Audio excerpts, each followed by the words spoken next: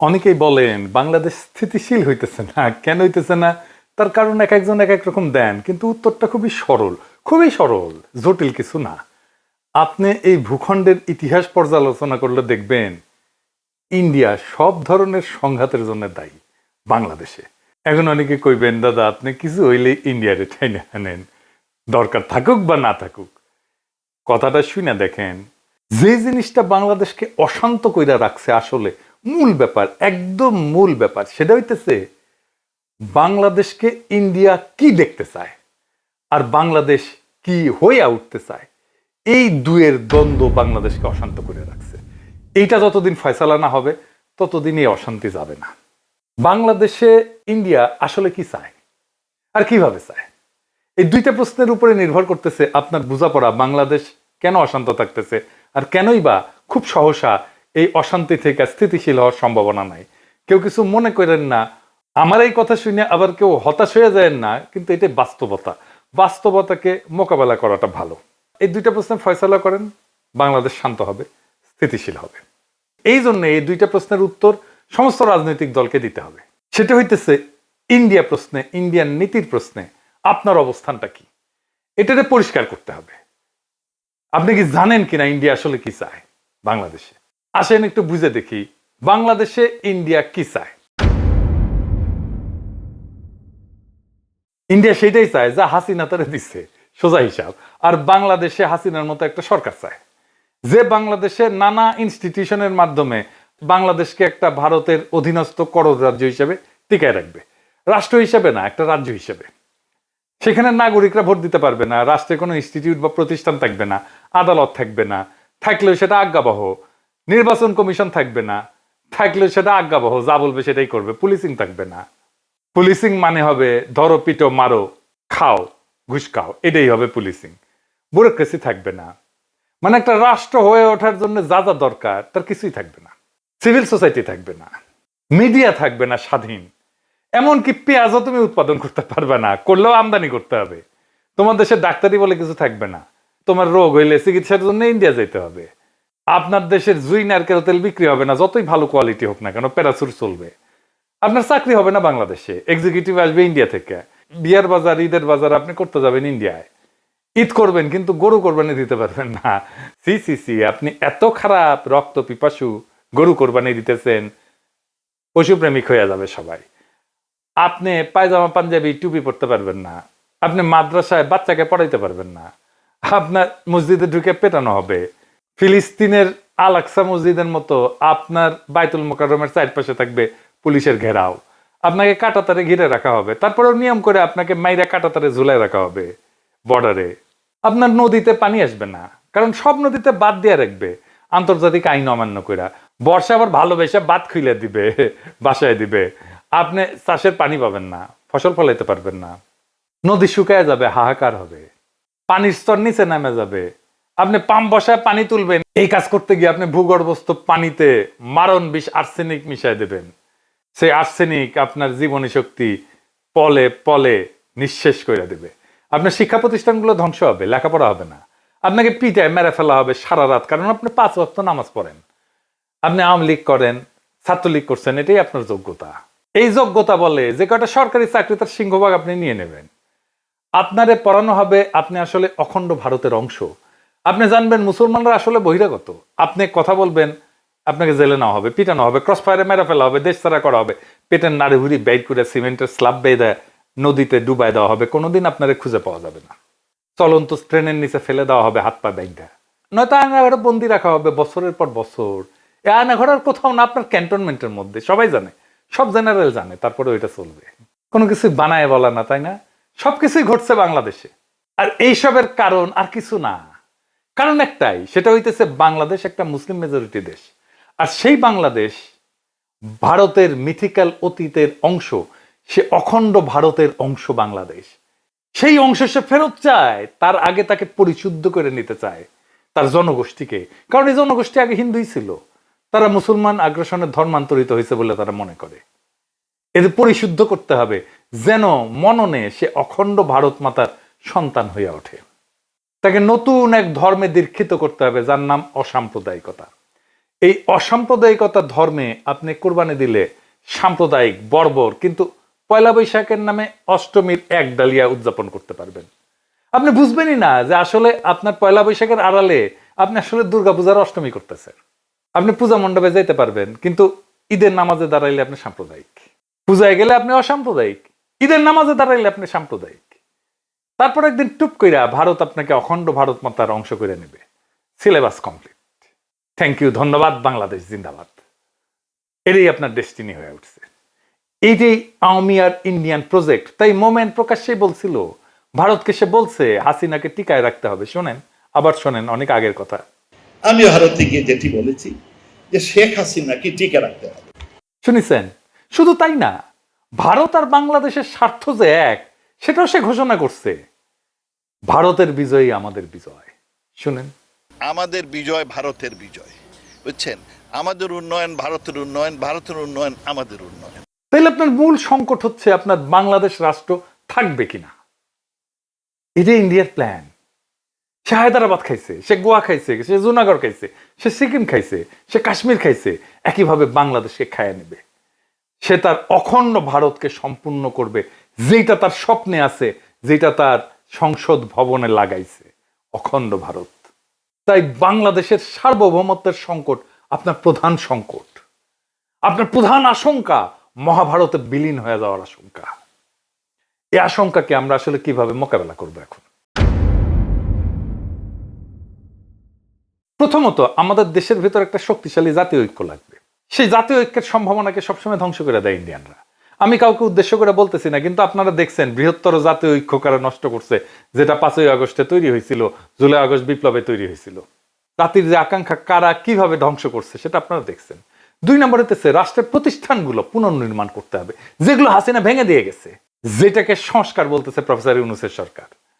তার ফলে রাষ্ট্রের প্রতিষ্ঠানগুলো যে ধ্বংস করছে হাসিনা, তা পুনর্গঠিত হবে সংস্কার করলে। এই জন্য এত সংস্কার সংস্কার সংস্কার সংস্কার শোনা হচ্ছে। কোন সংস্কার করতে দিতে চাচ্ছে না কারা আপনারা জানেন? আপনারা দেখতেছেন সংস্কার করতে যে নির্বাচনে দেরি হইলে বাধা দিবে বিএনপি। এই বছরই নাকি সংস্কার সম্ভব, দিল্লি স্টারে মাহফুজ আনাম কইছে। কই থেকে আসছে? দিল্লি স্টারে মাহফুজ আনাম যখন লেখে, এটা কই থেকে আসে? এটা দিল্লি থেকে আসে। দিল্লি থেকে কয়া দেয়, মাহফুজ আনাম লিখে দেয়, চেপে দেয়। নির্বাচন বিএনপি কবে চাইছে? 2025-এর মার্চ এপ্রিলে, সেই 2024-এর ডিসেম্বরে চাইছে। আমি বেনে বেনে করছি না, দেখেন ডিসেম্বরে করছে আগামী 3-4 মাসের মধ্যে নির্বাচন চাই। এইটা স্যার তারিখ দেখান। বিএনপির নেতারা কি ব্যাখ্যা দিবেন? 2025-এর এপ্রিলে কেন চাইছিলেন বা মার্চে কেন চাইছিলেন নির্বাচন? আপনি তো এখন ডিসেম্বরে চান নির্বাচন, মানে আপনি এখন কনভিন্স যে ডিসেম্বরের আগে নির্বাচন সম্ভব না। তাইলে মার্চ এপ্রিলে কেন চাইছিলেন? এটা কি খেলা পাইছেন ভাইজান? দেশের ভাগ্য নিয়ে, দেশের ভবিষ্যৎ নিয়ে খেলা এটা? সিরিয়াস চিন্তা না করে একটা কথা কয়ে দিবেন আপনি? তাহলে তো সিনিয়র নেতারা। আবার দেখেন বিএনপি স্পষ্ট করে বলছে, বর্তমানে দেশে আলোচিত প্রায় সব সংস্কার প্রস্তাবই আমাদের 31 দফায় অন্তর্ভুক্ত আছে, তার মানে সংস্কার করার দরকার নাই। এটা তারেক রহমান বলছেন নভেম্বরের 14 তারিখ 2024 রাষ্ট্র কাঠামো মেরামতের রূপরেখার 31 দফা ও নাগরিক ভাবনা শীর্ষক সেমিনারে বলছেন। খুব ভালো কথা, মেনে নিলাম যে এই 31 দফায় হইতেছে সংস্কার। তাইলে 31 দফায় তো সব সংস্কার আছে, তাই না? তারেক রহমানই তো কইছে, তাই তো বলছেন তারেক রহমান। এটা করতে কত টাইম লাগবে বিএনপির? বিএনপি এটা বলছে তারেক রহমানের বক্তব্যের সপ্তাহ 3 পরেই, যে কত সময় লাগবে সংস্কার করতে। 3 থেকে 4 মাস লাগবে এই সংস্কার করতে। যেই সংস্কারের আলাপ হইতেছে সেটাই 31 দফায় আছে, আর সেই সংস্কার করতে 3 থেকে 4 মাস সময় লাগবে বিএনপির কথায়। তাইলে বর্তমানে দেশে আলোচিত প্রায় সব সংস্কার প্রস্তাবই যদি বিএনপির 31 দফায় অন্তর্ভুক্ত থাকে, আর সেই সংস্কার করতে যদি 3 থেকে 4 মাস লাগে, তাহলে কি বিএনপি 31 দফা ক্ষমতা নেওয়ার 3 থেকে 4 মাসের মধ্যে বাস্তবায়ন করতে দেখাবে? পারবে? হুদাই একটা কথা বলে দিলেই হইল। যাই হোক, বাদ দেন। এরপরে আমাদের আর কি লাগবে? এটা খুব গুরুত্বপূর্ণ, আসেন এটা একটু বুঝে দেখি। এরপরে আমাদের লাগবে এমন একটা শক্তির বন্ধুত্ব যারা আমাদের সার্বভৌমত্বের রক্ষা কবচ হয়ে থাকবে। মানে ইন্ডিয়া যদি আমাদের অ্যাটাক করতে আসে, আমাদের পাশে কে দাঁড়াবে? কারা হইতে পারে সেই শক্তি? আমাদের খুব বেশি চয়েস নাই, কিন্তু কারা হইতে পারে বলেন? ওয়েস্ট, পশ্চিম। হ্যাঁ, এই পশ্চিম ভাই ইসলামোফোব দুনিয়া। আমেরিকা আমাদের ইন্ডিয়ার হাতে তুলে দিছিল, ভুলে যায় না, 1/11 করে। হাসিনার পুরা টাইম ওয়েস্ট 2 হাত তুলে হাসিনাকে সাপোর্ট দিছে, দেয় নাই?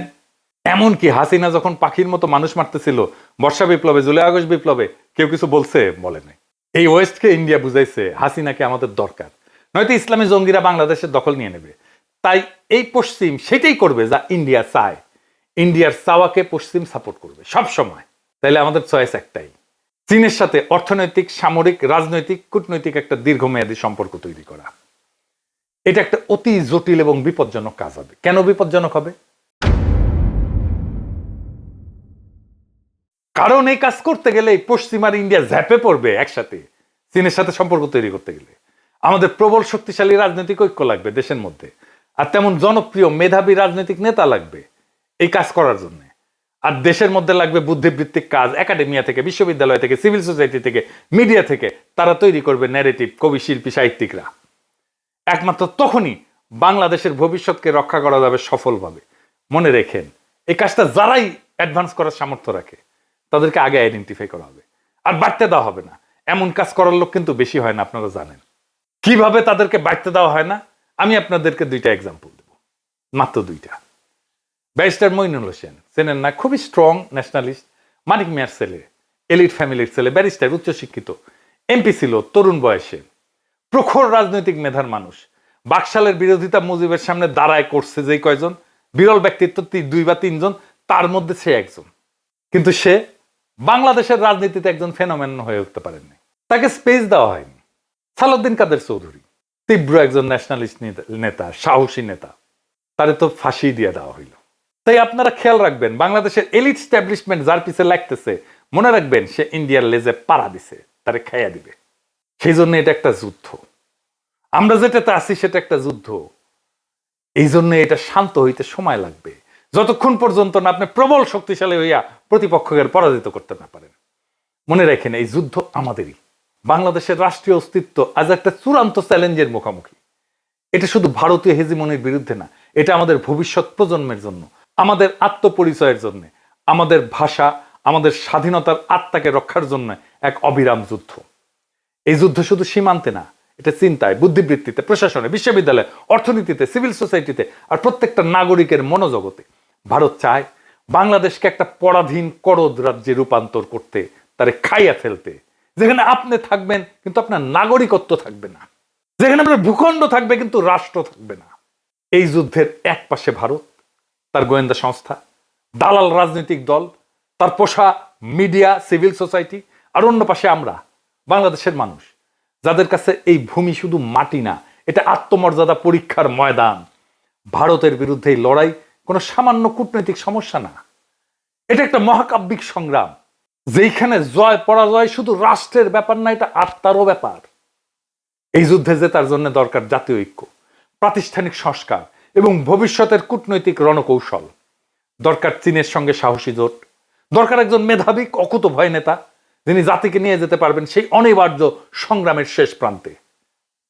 দরকার জাগ্রত একাডেমিয়া আর নির্ভীক বুদ্ধিবৃত্তিক নেতৃত্ব, যারা ইতিহাসের দায় বুঝে আজকের প্রজন্মকে বুঝাতে পারবে আপনার আত্মপরিচয় আজকে আগ্রাসনবাদী ভারতের টার্গেট।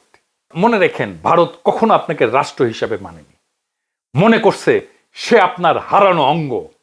এই অঙ্গ যে আবার জায়গা উঠছে, নিজের পরিচয় দাবি করছে, এটাই তাদের ভয়। তাই তারা হাসিনার বদলে আর একটা পুতুল সরকার আনতে চায়, যাতে বাংলাদেশ আর কখনো মাথা তুলে না দাঁড়াইতে পারে। কিন্তু ইতিহাসের চাকা ঘুরছে।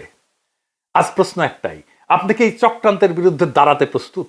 আপনি কি আপনার স্বাধীনতা, আপনার ধর্মীয় অধিকার, আপনার আত্মপরিচয়, আপনার ভাষা আর আপনার স্বপ্নের বাংলাদেশকে রক্ষা করতে চান? তাহলে এই যুদ্ধ আপনারও। এই যুদ্ধ শুধু নির্বাচন বা সংস্কার নিয়ে না, এটা একটা জাতির আত্মার অস্তিত্ব রক্ষার লড়াই। আপনি যদি এই যুদ্ধে অংশ না নেন, তাহলে একদিন জেগে উঠবেন সেই রাষ্ট্রহীন, আত্মাহীন ভূখণ্ডে, যার নাম একদিন ছিল বাংলাদেশ।